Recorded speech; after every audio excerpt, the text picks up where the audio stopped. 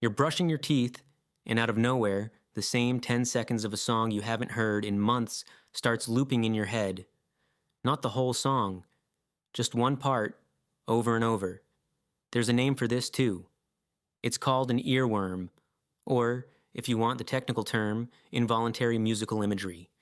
And the reason it's looping that one part, and not the rest of the song, is stranger than you'd think. Your brain hates unfinished business.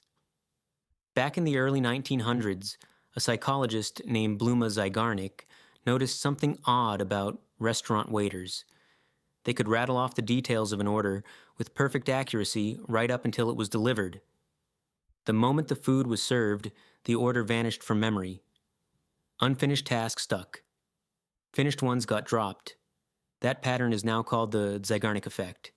And decades later, researchers realized it might explain earworms too.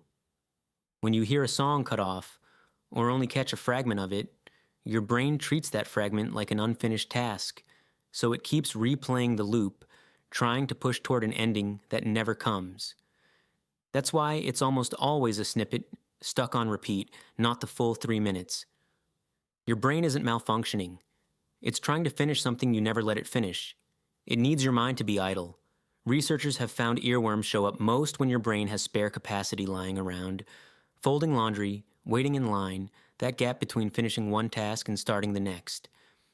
The moment you give your mind something demanding to focus on, the loop usually goes quiet. Which means the same brain that can't resist looping the song also can't run the loop and the hard task at the same time. It's not that the song is more powerful than your focus.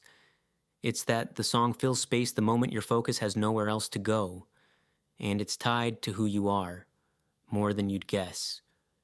Musicians and people who listen to music constantly tend to get earworms more often, simply from sheer repetition. But it goes deeper than habit. Studies have linked frequent earworms to certain personality traits, like neuroticism and openness to experience, and even to patterns that overlap with obsessive-compulsive tendencies. Not because an earworm means something is wrong with you. It's because earworms behave like other intrusive looping thoughts, and people whose minds are already prone to looping, worrying, or replaying tend to get looped by songs too. And trying to fight it usually backfires. This is the cruel part. The harder you try to force a song out of your head, the more it tends to dig in. Psychologists call this ironic process theory. The act of suppressing a thought requires your brain to keep checking whether the thought is gone, which means it has to keep the thought active to check. You're not erasing the song.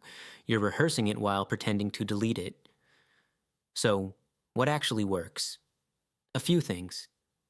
Letting the song finish, even just in your head, can satisfy the same unfinished business itch that started the loop, which is why some people swear by just playing the whole track once.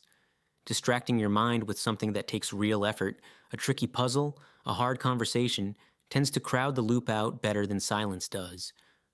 Some people use what's called a cure song, a different, equally catchy track that pushes the first one out without getting stuck itself.